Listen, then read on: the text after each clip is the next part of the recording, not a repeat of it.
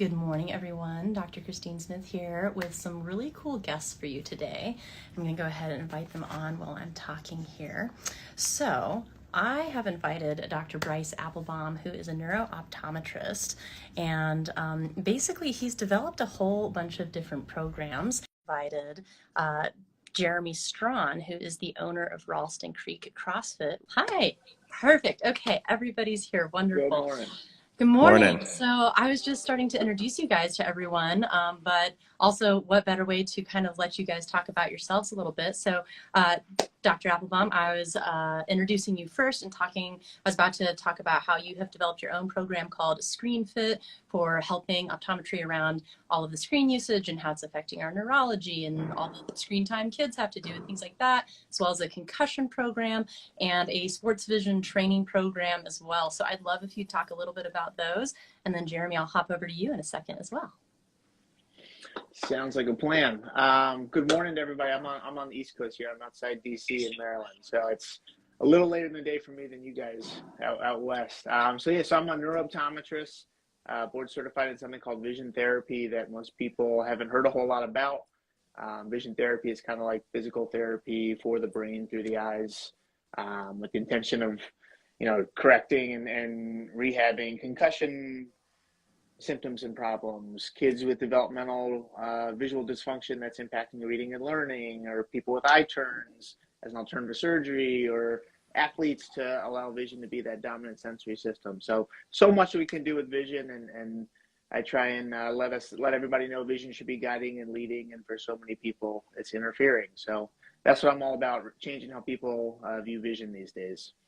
Yeah, and Dr. Appelbaum and I got to meet, and the reason I wanted to have him on is we got to meet at this really cool conference where all these practitioners come together, and we're just talking about new ways to approach healthcare and approach health overall. And he and I got chatting just about athletes in general and like how much vision plays a role in the neurology of athletes. And then I thought, well, who better to bring onto our conversation than someone who does nothing but train athletes all day to their highest optimum levels. So this is Jeremy Strawn, and he owns Ralston Creek CrossFit. And Jeremy, I think you said you've been coaching for like over a decade now, right? Yeah, just over 10 years. And I'm a CrossFit L3 trainer, hopefully going to be going for the L4, which they just released. And here based in Arvada, Colorado.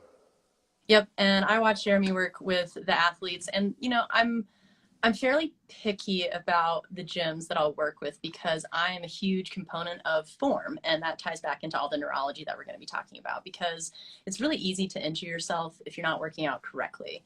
And this is why I thought this was a really important topic to address, is because I think a lot of people are well-intentioned in exercising their bodies and getting fit, but if you are doing things without having the right point of focus for your vision, or you're not engaging your muscles in exactly the right way, which is what Jeremy and his coaches are particularly good at doing at our gym, is really just making sure that people are engaging the right way and doing like the little fine tuning. And then I'll end up working with a lot of the athletes on more of like the physical care front and just seeing what in their body is not necessarily engaging correctly, and then helping them to engage different fascial lines, or really focusing on kind of the subtle engagement and things like that. So let's, Dr. Appelbaum, let's just start with what gave you the passion and the idea to develop the programs that you've been developing? And like when we were talking, when we first met, just about the important role of vision in neurology and athletics, I'd love to just hear your take on that. Absolutely. So let me lead by saying I'm so jealous of this relationship you guys have. I'm a CrossFit athlete. My box is fantastic, but we don't have this with anybody even close to the level that you guys are at. So your clients, your audience are real lucky to have you both getting your brains merging together. It all started for me as a child. I had very substantial vision problems that impacted my confidence on the soccer field and in the classroom, and just honestly navigating through space and life. I had an alternating eye turn. I had reduced depth perception. I had these developmental delays where I didn't have the skills to be able to meet the demands of life. And fortunately was born to a father who was a developmental optometrist and a mother who's an occupational therapist. And I attribute so much of my success in life athletically, academically, even interpersonally to what was trained for me and the practice that was created for me, where I literally took these weaknesses and turned them into strengths and got to a point where, I could react more quickly on the field than everyone around me because I was really allowing my vision, not my eyesight, to take over. And I think that's a big distinction that most people don't really get. There's so much more to vision than just 20/20 eyesight. And so many doctors are just set on the pursuit of seeing the tiny letters, but in a CrossFit gym and in life and with driving and in sports, seeing is important, but really being able to anticipate where something will be and where you will be and preparing your body to react is really the name of the game. And so many, I work with a ton of high-level athletes and also really low-level athletes and pro and amateur. And, the people who recognize the value and importance of vision really get an unfair advantage over everybody else because it's almost like a cheat code. I look at it as low-hanging fruit, but in baseball, be able to know where the ball is going to be and to adjust your body to different speed pitches, and in CrossFit to be able to plan how many steps you have to take, or when you're upside down and inverted to know, the least amount of work to get to where you need to be the fastest. I mean, that's so important. So vision is trainable. The brain is trainable. Vision problems are brain problems. And, that manifests in so many areas of life. So I love that. And Jeremy and I are actually just talking about something earlier that I think could be like a really good example to start with. So, and Jeremy, I'll kind of let you speak to it a little bit. So he was saying that in some of the clients that he has, as we age, our vision changes. And then, just for people who are a little bit less familiar, what Dr. Appelbaum is talking about is like we have our sight, right, which is like the 20/20, like how clear are things. But vision, I think, and correct me if I'm wrong, but is more about how your brain is actually interpreting depth perception and how fast a ball is coming at you or how far away that step is. And that's what Jeremy and I were talking about earlier, and I'll let him talk about what he sees in class. But it's like, as we age, sometimes that jumping up onto a box is a little bit less clear than it might have been earlier in our life. So why don't you give us your thoughts on what you see in class? Yeah, so in class, especially with boxes, but same with doing wall ball shots or different throwing technique work, we see that a lot where people are very hesitant to jump up onto the box or to do a wall ball or be able to actually hit the target properly. But of course, with repetition and practice, we're able to get them more familiarized with the process and the movements, and then they develop even beyond that, I would say. So we always look at every movement, every exercise that we do is always a progression to the next thing. And so a box jump is a progression to a box jump over, is a progression to many different other things that'll be profitable athletically for the person, right? And this goes into, we were talking about vitality and our ability to do things throughout life, and jumping on top of a box is just another way to take a step, right? And be able to recognize how tall the step is or how deep it is, to prevent falls. Primarily we were talking about my daughter who just turned 1 and how now she's starting to walk, and Dr. Christine worked with her on Monday, and now she's literally running around the house, which is the wildest thing because she just started walking. Christine worked on her, did some crazy, awesome stuff, and now she's running around, which is just, and you can see it in her too.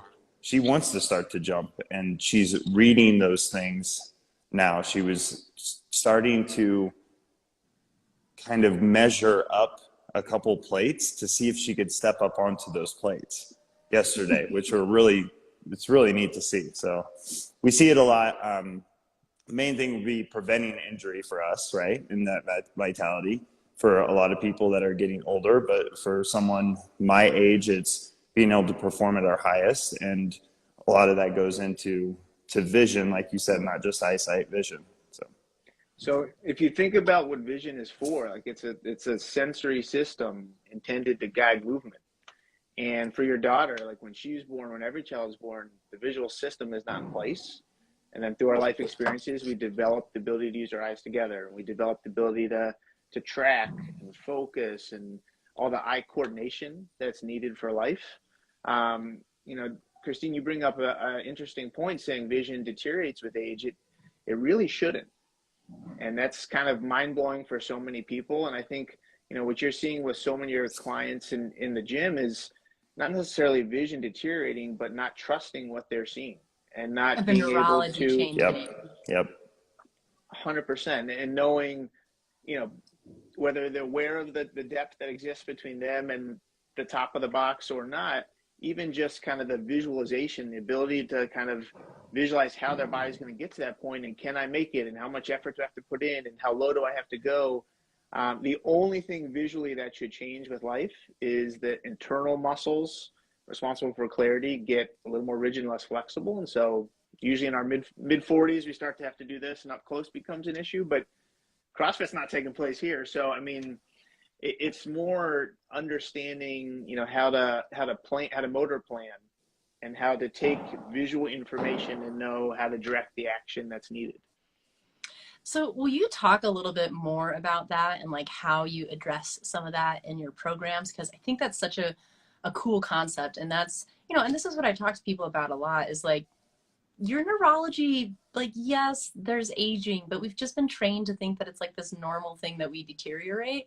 But I always, you know, I kind of jokingly say with people, hey, anything you do every day, you can do every day. And, you know, you see those people in their 80s who are still running, and it's because they run every day.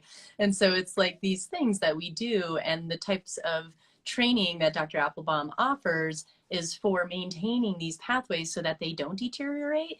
And like Jeremy's one of the fittest people I know, and that's because he does this every day. And one of the, like, I work on him often, right? And so I know his body well. And it was interesting because he did this challenge for himself called 75 Hard, which is like 2 workouts every single day. One has to be outside, and you're reading every single day, and you're doing a really specific diet every single day. You'd think doing that much more work that his body would need more work, when actually he needed less work when he was doing that consistency all the time, which was really cool to see. So yeah, I'd love, Dr. Appelbaum, if you talk a little bit about your courses and how we kind of maintain maintenance of the neurology. Yeah. So the old saying, if you don't use it, you lose it. I mean, that really does apply to so many areas of life. You know, the majority of vision problems are preventable and treatable, but most people don't know that. And so to really simplify it, we've got inside muscles of our eyes, we've got outside muscles of our eyes. They control the pointing and focusing to be able to know how to make something clear, how to make it single and keep it that way. Technology being introduced at earlier and earlier ages for kids, and kids being asked to read in kindergarten when very often they're not visually ready for these demands. That's when we see these avoidable vision problems happen. And so, you know, ScreenFit, for instance, builds the visual foundation to support staring at a screen all day long and making the really careful eye jumps, the tracking eye movements to be able to read on a screen and to be able to focus at the right plane, or you're focusing at the plane of the screen, not in front or behind it, or, you know, converging your eyes to see a single clear image. You know, I think these are just like you build foundations in CrossFit, and I'm sure everyone starts with the foundations program. You want to make sure, can they squat with good form before you're putting this heavy load on? It's crazy, you know, even when you just look at kids' ability to follow a moving object across their midline, or to be able to catch a ball, and that's so much goes into that neurologically, and yet those kids are then being asked to stare at a screen all day long. Or as adults, you know, we're working, talking with people, and now we're doing this virtual life where we're not meant to be staring at screens in general, much less for 8, 10, 12 hours a day. And a good analogy I give is, you know, if you were to squeeze your fist really hard, after a few seconds it starts to hurt. But if you were to do this, you could do it for a lot longer. You know, maintaining flexibility and taking vision breaks and being able to explore the world is so important to prolonging, you know, what we have. And all the programs I have start with from a foundational level, but even the sports vision training gets to a really high level with visual cognition and the brain's ability to process information and to be able to see things from other perspectives, and to be able for athletes to learn a playbook more efficiently, or to scan the field and take in more information with less eye movements. And what's cool is a lot of athletes, even in the CrossFit space, you got to visualize something to know you can do it, or you've got to be able to have learned from experiences to perfect it. So much of that is accessible if we're asking our brain to think in that perspective, or if we're arranging the conditions to raise to our awareness what we're doing, so we can learn how to self-correct and self-monitor. So the screenfit.com is awesome for everybody, but there's a few others that are much more targeted to specific needs, and for concussion and for other areas where vision is always impacted, not eyesight. So vision, the eye movements, the processing, the converging, the focusing, all the stuff that we need to be able to stare at anything in life for extended periods of time, and then to be dynamic with how we're reacting. Absolutely. And I think the reaction time is like a huge part of things, right? Because our brain is always correcting all these things underneath the surface really, really quickly. And when we talk about a millisecond, it's about the time that it takes my hand to go across the screen. And like in that little millisecond, your brain just did like 1,000 calculations to figure out exactly where your foot is supposed to land so that you don't end up face first down on that box. So, and like these are the little things that we end up practicing and training. So I love giving people like realistic, real world exercises to kind of like take their brain through the process of everything that we're talking about, right? And normally, like logically, the way that these things fire in your body, I would start with Dr. Appelbaum first, and then I would go to myself to talk about really subtle movement, and then I go to Jeremy to talk about like really big movements and refinement. But because everyone's brain is trained to think about big things first, I'm gonna have Jeremy go first, and we're gonna let's just pick a squat, right? Something simple that lots of people know how to do. Let's just pick a squat, and we're going to talk about all the things that Jeremy looks at when he watches somebody squat to make sure that they're doing it correctly. And then I'm going to comment on anything that I might think about when it comes to like really subtle movements, like internal engagement of different fascial systems. And then I'd love for Dr. Appelbaum to comment on all of the neurology going on with everything that we're talking about and why this is so important. So, Jeremy, what do you look for when you watch somebody squat to make sure that they're doing it perfectly right? Perfectly right. Yes. I don't know if there is perfectly right. Ideally correct. So as coaches, we always start with midline stabilization. We take the big things first. So we're always looking at the spine, being able to stabilize midline through the entire movement. And then as far as the locomotion of it, or how we initiate the movement, it would be setting the hips back, being able to keep knees pressed out, staying flat on their feet, not having ankles cave in or roll. Chest being able to stay up is one thing, but that's kind of that midline stabilization piece that we look at. And then just the neutral cervical spine as well through that. Those are the big pieces. Now, there's going to be so many small, subtle things that will help kind of key you in, even to where we watch their feet a lot to see what's going on in the pressure points of their feet. And, if you can actually see their glutes, are they activating at the bottom of the squat? And you can tell just by the way that they're shaped at the bottom. So there are a lot of little nuances that takes a little time to be able to read, but those would be the big things that I'm going to be looking at. Absolutely. So I couldn't agree more, right? Like having everything over center line is so important, making sure that you're actually using your glutes to lift instead of some of your other muscles. And this is what I'll see in people. And so the things that I'll see come into my office, right, is back pain, knee pain, shoulder pain. Like those are the big ones that often come in a lot. And sometimes just by doing some little tiny tweaks, I can help someone not do what I call like front loading so much. And this is what I'll ask, Jeremy or other coaches to look out for. If I see this happening for a client, I'll be like, hey, I want you to ask the coaches to watch your form on this particular movement so that they can catch it, so that we can fix it and we can retrain the neurology. But I had someone come in with, she's had knee pain forever. She's tried all the things. And I was like, okay, I just want you to focus, just stand there. And I want you to bring your attention to the inside of your ankles. She's like, okay, yeah, I brought my attention there. It's like, now I want you to perform a pelvic floor contraction, same muscles that you contract to stop yourself from going to the bathroom. And this is called a Kegel, if you've ever heard of that. While you do this, I want you to feel the inside of your ankle. Do you feel it subtly getting tighter? She's like, yes, I do. It's like, this is your fascial train. Most people completely forget about their pelvic floor. So I have to retrain people all the time about how to actually engage their core, because your pelvic floor and your diaphragm and your abdominal muscles and the muscles of your back wall, that is your abdominal core. It's actually a sphere, and most people forget about that.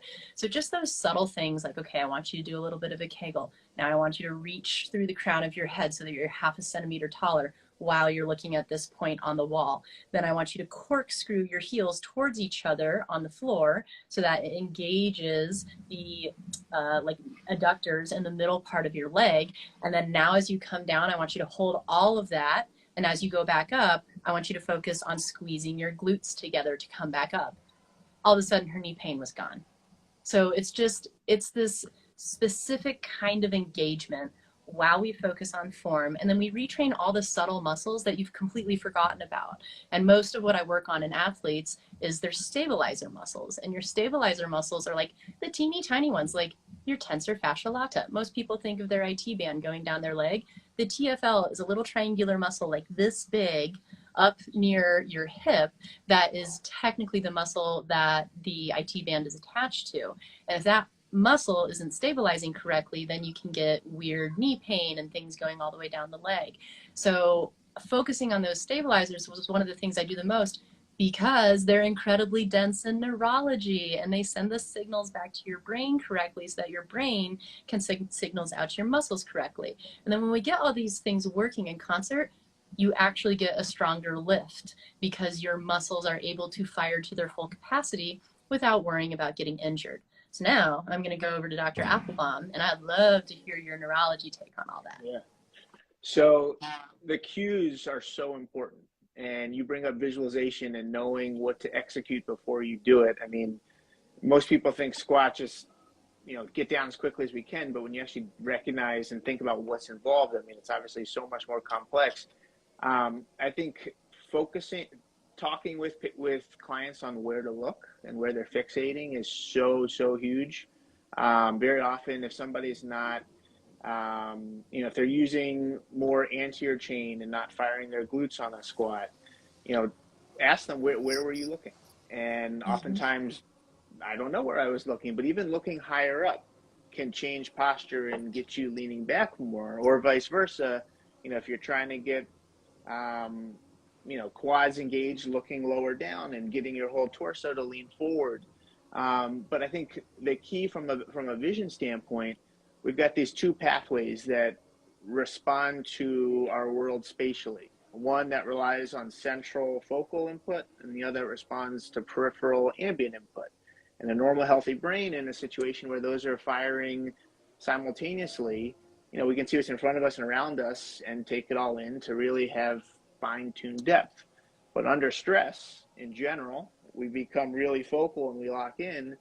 And on a squat, when you're like, oh man, can I lift this? This is a PR. I don't even know. I mean, there's self-doubt, but then visually you become more locked in. And very often that throws your form off, because you're either so fixating on that one point that, your form adjusts. And I think very often being in that kind of flow state that so many athletes talk about, where things are automatic and unconscious and efficient, and you're just seeing, reacting, and moving.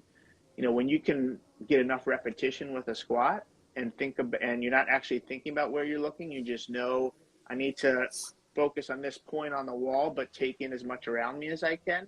It literally gets the pathways that allow for stabilization to come to the front burner. And you brought up midline. Body midline matters, but visual midline very often isn't coincident with body midline. And then in that case, let's say somebody's perception of what's straight in front of them is actually a little bit dislodged to the side because of a head injury in the past, or a dominant eye, or an imbalance between how each eye is focusing, or even the prescription between each eye. Somebody like that on a squat may have to look a little bit right of midline which then shifts their body to what is actually balanced and equilibrium, but they don't perceive it as that. So I think that's why, having coaches and medical practitioners and badass chiropractors on top of the form, really helps individualize for that person. And, I think knowing how much goes into that, even just from getting the different areas of the brain to link and sync and then respond that way under stress, with enough practice, we can get there, but under stress, everything's different. So you probably see somebody an air squat is very different than with a load. Sure. It probably shouldn't be, right? If you know what you're doing. Well, and I just saw like a little question come in. So someone said like, well, what about floaters? And what about like other eye issues? So, for people who wear glasses or who have had a concussion, like what are some of the differences that you'll see, and like what are things that people can focus on to help themselves with that? Yeah. Well, so floaters are really common, and people always ask about them. There's goo inside of our eye that is like jelly-like, that as we age, that is one thing that changes, and it becomes more liquefied and less gelatinous. And so oftentimes you'll see where something was attached separates, and you see this annoying thing floating around. If you're seeing floaters, definitely see an eye doctor, get it checked out. That's structurally, but functionally, so often floaters are almost like a hypersensitivity to the visual world and all of this static that the brain's not processing. So brain fog is really common. Visual snow is really common after head injuries, or almost like a tunnel vision effect where we lock in and collapse periphery because our brain can't filter the input from both of our eyes at the same time. That happens really often. But I think from a vision standpoint and a symptom standpoint and prescription standpoint, other than when we're developing, our prescription shouldn't really change after our bodies stop changing anatomically. Yet people's prescriptions change forever, not because their eyes are necessarily getting longer or shorter or becoming more like a football than a basketball. There are conditions where that does happen, but in general, we're adapting to the lens we're in because of the visual stress from our environment. And then we're treating the symptom, which is things being fuzzy, and sharpening that then locks the muscles in, and then that becomes a new normal. We then adapt to that. We need something stronger for the same clarity, and we go down this vicious cycle, which is so intimately tied with near work and screen time and visual stress up close. Kind of like if you were to be always wearing a weighted belt, always wearing a belt or even a weighted vest, you can then prime the system to have that be to need that.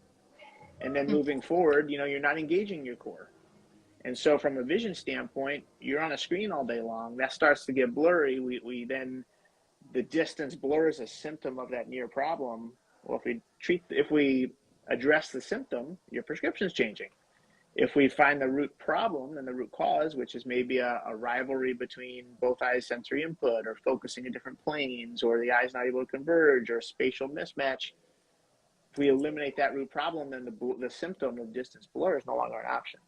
So people's prescriptions, there's ways to dramatically change and decrease prescription based off of meeting the demands of life. There's ways to ask your doctor to be 20 happy rather than 20/20 HD clear. Most of us, if we're seeing locked in at any distance, that's too clear for a lot of people. Yet that's kind of the obsessive pursuit of many doctors, is we got to get you to see the tiniest letters far away or else I'm a failure.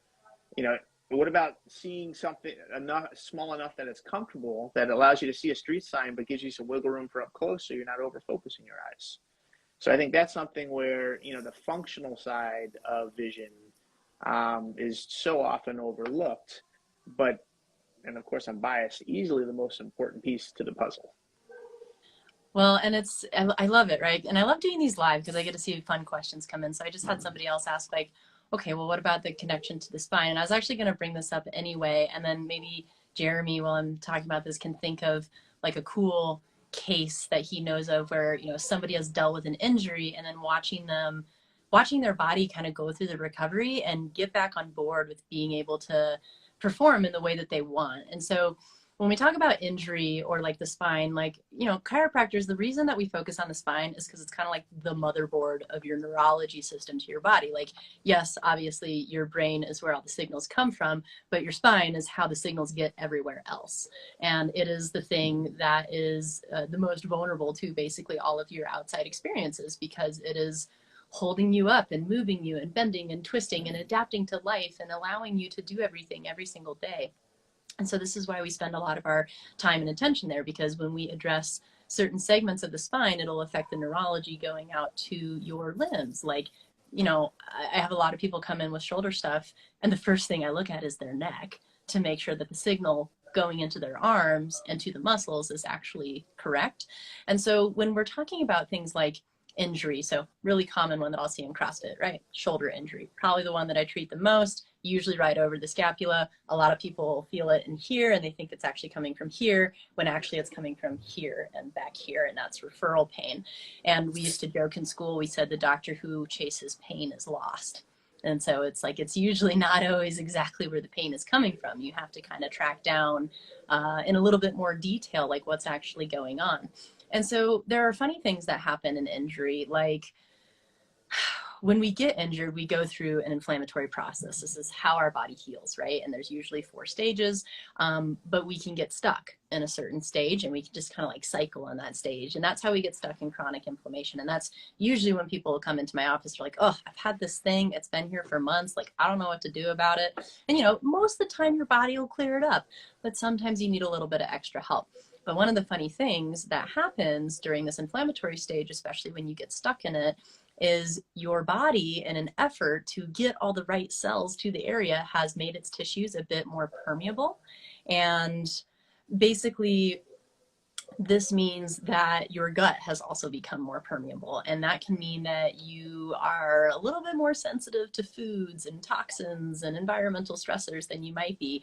And let's say that, you know, you're dealing with a little bit of stress on top of it, because who wouldn't be stressed out when you're injured? And I think the emotional stress component of an injury is one of the things that gets skipped in healthcare the most. So now we're stuck in this like little inflammatory phase. Oh, not that big a deal. But then the holidays come around and we're eating all the dairy and we're drinking all the coffee and we're eating all the gluten and the eggs and the things, and we're cheating and having alcohol. And, you know, it's fine. Like, you got to live life and do all those things. But when that's happening and your body is already a little injured and you're kind of stressed out, now your inflammation levels are going up. And then it's actually starting to also affect your brain, because when your gut barrier gets leaky, your brain barrier gets a little bit leaky. And then that ties back into things like vision, right? Because all of your visual stuff actually comes from your brain. And so this is why, like, people can get injured and then you maybe like your gut starts to be less happy. Or I just saw a question about headaches and things like that.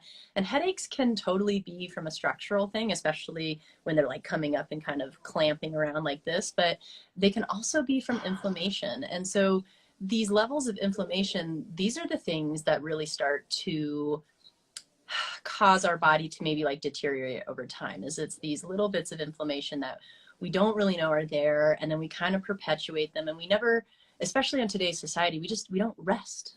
We don't give ourselves time to get out of that inflammatory state, or we don't like acknowledge in our brain of like, you know, I just busted my shoulder in October. Maybe I shouldn't eat all of the sugar over the next 3 months. I should just like take that into consideration for my body. And we just forget to do that. So it's like, this is a cycle that people get stuck in. And then when you're inflamed, your ligaments also become more flexible and looser, and your ligaments have a ton of neurology in them. Your ligaments are like the duct tape that holds your skeleton together, but they have little nerves in them that help your body know where it's at in space. And so then your balance gets a little bit off, and then maybe you take a little fall. So it's like, these are how these things can cascade. And for myself, I know like my body went through a hard time, and I've been having to ease my way back into CrossFit. It's not something I could just jump back into. I've had to honor my body and honor my ligaments and work my muscles slowly so that they could get strong enough and my ligaments could get stronger with them, so that I can do that in a safer way. So yeah, Jeremy, I'd love if you have, it looks like you have one that came to mind, so I'd love to hear your thoughts. Well, I'd say first, there's nothing wrong with eggs and dairy, okay? Because I Well, like yes, both of it those things. depends. Let me rephrase. It depends on if you are sensitive to them. So it Sure, depends on the state of your sure. body at I the time. think, what you're speaking to is chronic inflammation. And of course, inflammation, I think in society now, we look at inflammation as any inflammation is terrible, and it's not the case. We want inflammation. As soon as I get done working out today, I'm going to honor my inflammation and actually maybe even try to increase inflammation by sitting in a sauna so that I get more blood flow and it helps me heal up a little bit faster. But But you as you and also I allow both know, yourself recovery time. sure. And really it's more of learning on how to train at more often requires that you also learn to recover more efficiently, right? So finding ways to do that. You talk about stress and of course nutrition and all those things too, and making sure that you're honoring those things. I think when you say nutrition, of course I love eggs and bacon and all the other things, and some dairy here and there too, especially if it's fermented. But sugar and alcohol and all those things. If you have an injury, you absolutely do not have those things. It'll just prolong that for sure. But then also going back to the neurology standpoint, other from a coach's view, the way that I see that is in injuries, and we have them. It happens. I've been injured. I dealt with back issues for years, and not just the stress, but the depression that comes along with that, the mindset and then you get into that negative spiral, which actually just keeps that going. So what I have found is the way that I kind of dug myself out of the hole, and now with our athletes here, when they do get injured, first pinpointing what the injury is, because I think the hardest thing is not knowing what it is. And then once we have that figured out, establishing a plan for them on how we're going to recover, and then also letting them know that it's okay if it hurts a little bit. Right. So always that 4 out of 10 is what I tell athletes. Hey, it's okay if it's a little bit, because we have to keep moving. What we don't want to do is just stop. Because again, what happens is that depression, anxiety, all those things kick in, which is a big reason why most of us work out as a lifestyle anyway. Then from there, we can start working on the neurological pathways. I have an athlete that was in today, and her back is hurting after doing some deadlifts earlier this week. So I had her sitting down doing some nerve flossing. And she said too, like, there was pain there, but it wasn't so much to where it made her jump out of position. So just sitting on the floor and bringing neck down to chin and going through that movement in a bent over position helped to kind of show her body. And that's a big piece, is that you're going to be okay. Right. And I think even using words for this. So when people come in and they say that I'm injured or I'm broken, right? I'm just broken. This is how my knee has always been. I'm broken. And it's like, well, hold on a second. You're not broken. Don't say you're broken, right? Your body is trying to show you something, right? Where there's a deficiency, where there's an imbalance. And now our goal is to take that and use that clue to find how to heal that body up and ultimately make you stronger and keep that vitality alive, right? Through the long haul is what we're looking to do. That was a big piece for me. I had a coach tell me, and I honestly, for years, just thought I had a bad motocross accident when I was a kid and hurt my back really bad. And from that day, I think I was 12, I always thought, oh, I'm broken. I have a bad back. I have a bad back. Well, that's not true. And since I've healed up most recently, I PR'd my deadlift, and I'm almost 40 years old now, and I've lifted more than I've ever lifted in my life. And it was honestly part of the mindset and getting through that process of restructuring how that worked to let myself know that my body is fine. So that was a big piece for me. And I think for a lot of our athletes, and understanding that those things are just clues, and now we can use those to find the issue and correct it. So same thing happened for me years ago. I had back pain, I had side pain. I ended up not listening to my body, pushing through, and tore my pec in CrossFit. And it was completely my fault for not listening and pushing beyond where I needed to. But I think, self-regulating, self-monitoring is so huge. But Christine, you bring up headaches, and I I got to comment on headaches, Yeah, if that's go all for right. it. I believe headache should be a diagnosis of exclusion. And so many people don't even look at vision. And that's a big precursor for headaches. Headaches in the frontal area or in the side area always have a visual component, very often a huge visual component. Mm-hmm. And as the posture queen, so many of the patients I work with get this neck or back pain from pulling in, staring at screens all day long, and the headaches associated in this triad that occurs from literally pulling the world in unconsciously and in this tense state, which so much can be done from so many angles to help that area and to find the right balance. But I mean, there's glasses that can help for vision, not for eyesight, that relax the focus and act as almost like a performance lens to give the brain a better opportunity for the eyes to work together. There's exercises that can develop a rapport with space this way. So like an old school camera, you don't have to not be able to use your focusing system on manual focus. You can use it on autofocus, and you can take in the world this way by using the systems appropriately. So I think just listening to our bodies is so huge, and addressing the healing component from inflammatory standpoint, nutrition standpoint, wellness standpoint, and then the physical standpoint, to make sure we've got the right foundation in place. Yep. Well, and I couldn't agree with you guys more. And, and I agree with Jeremy where he's like, yeah, sometimes I like to increase my inflammation. Yes, like that's how we get our bodies more fit. It's called basically like a hormetic stress, a good type of stress. And this is how we build our bodies, and we induce, an anabolic cascade. We first have to induce like a catabolic cascade and then an anabolic. But the anabolic is recovery, which is why it's really important to do exactly what he was talking about and do certain things to allow yourself to recover. But then, just as Dr. Appelbaum was mentioning, we have to also do it to our capacity, and we have to listen to it. And, a lot of people ask me like, oh, like, can I take an Advil, blah, blah, blah. I'm like, yeah, you can. But for me, I actually prefer not to if I don't need to, because the way that, things like that work is they decrease your inflammation, which can actually decrease your healing. So you may be decreasing your pain, but you're also decreasing your healing at the same time. Mm-hmm. And you're also cutting out a pain signal, which is an important communication from your body of being like, don't do that.